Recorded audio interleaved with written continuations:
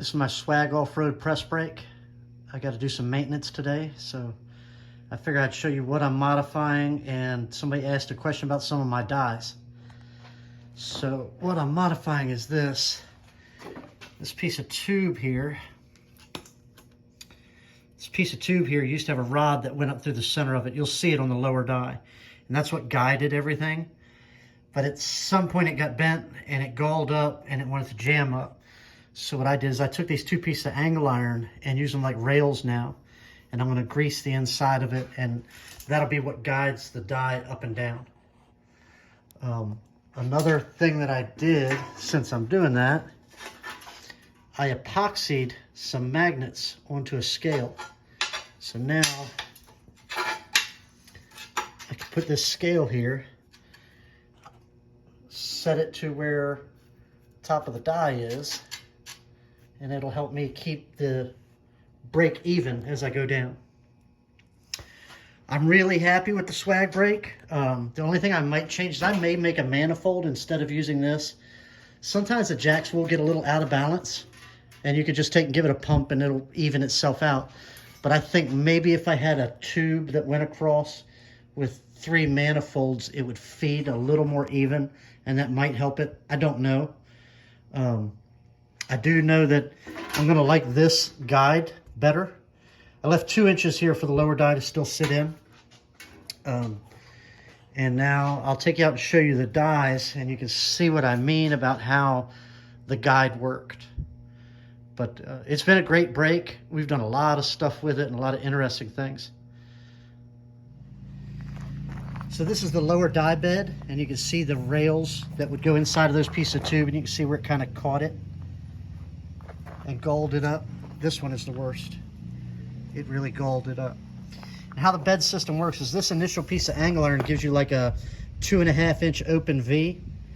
And then what you can do is you can stack other pieces of angle in it to make narrower V's. Because you want about 8 times your material thickness, if I remember right. So like we could do 1/8 inch or 1/16 with this. With this we could do just a little bit heavier. And with the full open we could do some 1/8 inch and 1/4 inch. One of the special dies that I made is this one here. Give you a side profile. What this does is it allows you to bend more than 90. With the angle iron dies, once the die punch is set in there, it can only bend up to 90. But with this die set, I can fully press the punch into it, and I can bend all the way to the same angle as the punch. I'll grab a piece of sheet metal and see if I can't show you what I'm talking about. So here's a piece of 19 gauge, and I can force it down, and it only will ever go to 90. I have bottomed out. I've coined my punch and my lower die. So 90 is the most that I would be able to get out of it. So my die is coining right now. It's as far down as it can go. And that piece can only bend to 90. No more action of the machine will do any more work for the part. So what we can do, we can take this die out. We can put this die in. The tape was, I was doing some aluminum and didn't want to scratch it too much. So now we can take that 90, we can put our die in, and we can force it down further, and we can get tight to the angle of the punch. So now you can see we have a greater than 90 bend. And that came in handy with building some of the bumpers and stuff that we were doing. And that's all because there's room now for the die to punch in further. The punch can go all the way into the die further, which allows us to bend all the way up to the side walls of the punch. And that came in very handy. So now I'll show you press dies that I've used to do a few things, and I'll show you an example of what I've done. So this is the lower die that I use for pressing. You can see I took that piece of angle iron and I ground part of the backbone off so it nests properly inside of the die system, or the die system, the bed system. And then I have these two pieces of angle just to center it and keep it from rocking. I got two down there as well. So I'm gonna put that in and I'll show you what I did with it. So the lower die is in the bed system, and you can see how those just hang down and keep it lined up, and it sits inside of that V. This is the upper die. This will sit inside of your punch holder, and then it just has a flat bottom and acts like a platen. So one of the things that I did with this, you could do dimple dies and all kinds of stuff like that. But I had this set up, and there was another frame, another fixture that helped keep this wood more rigid. The wood wasn't quite rigid enough, so I had a metal plate underneath of it and a frame around it to help keep it rigid. And I did that. This was the upper punch. The wood punch worked fine. I only had to do about 6 or 8 of them, but there it is. And I had enough tonnage with that 60 tons to be able to press and create these large dimples. Now, it didn't want to draw it perfectly, so I did have to shrink around the edges to get it to come back to flat. But with a little bit of play and a little bit of practice and cutting my blank not truly square helped with the drawing process, and I was able to recreate some parts for the back of a cab doing that. But that's a pretty good draw, considering this is my first test panel that I did with it. But it'll do dimple dies, it'll do all kinds of stuff, or if I need to flatten something out, it works really well. But yeah, those are my special dies that I made.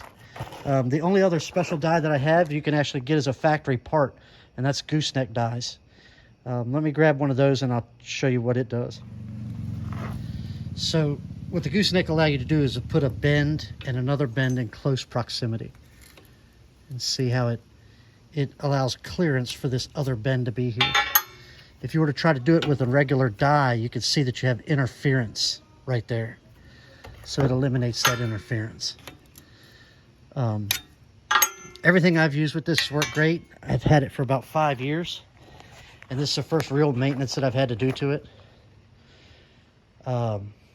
All in all, with the material, we made a lot of it out of scrap.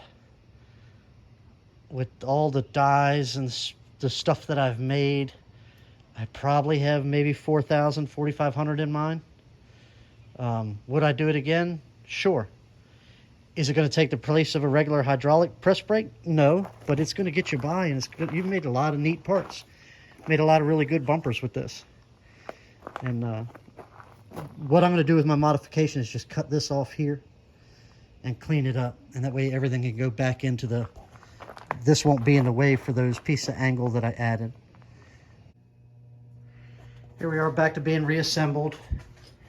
I've centered my punch in my V, clamped it down, and now we can do a little bit of bending. Some people say that mine moves a little bit slower than theirs. It may be because of that manifold choice that I used. Also, mine are extended way out.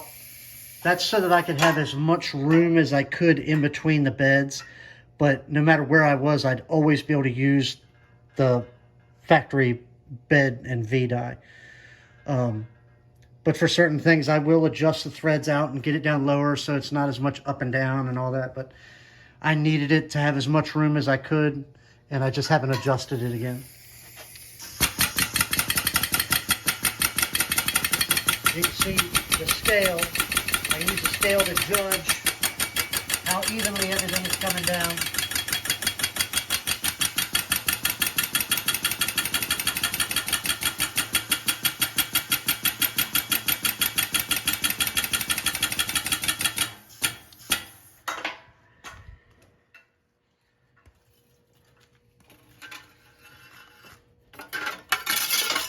There we go, nice little bend. Let me grab the other die and I'll show you what I meant about it bending all the way to the punch. So let me take this up and I'll pull this die out.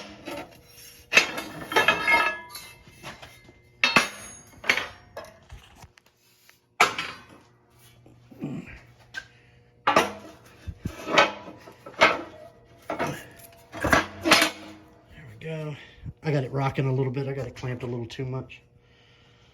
There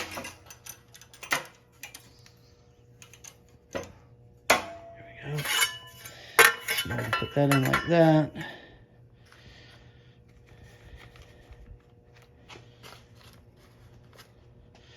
So we're 7 7/8 here, 7 1/2 there. We're going to balance them out. 7 1/2. Everything's good and tight.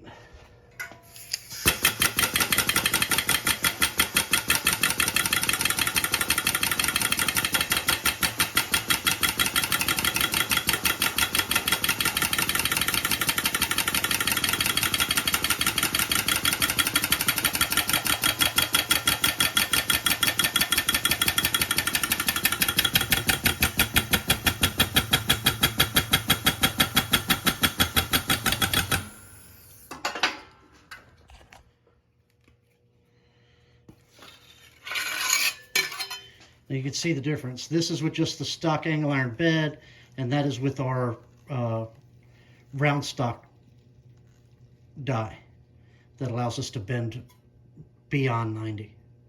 It comes in handy, but I hope that helps. If I had a chance to do it all over again, yeah, I would buy it. I would do it all over again. Hopefully I'll get a full-size hydraulic press brake sooner or later, but this gets me by for what I need. I'm not doing anything super accurate or super strenuous. Mostly what we do with this is bending brackets, like 3/16 plate brackets, bending stuff for Jeep bumpers and things like that. And like I said, I probably have between 4,000 and 5,000 with building it and all the dies and stuff like that. But that's it. Swag Off-road Pressbrake.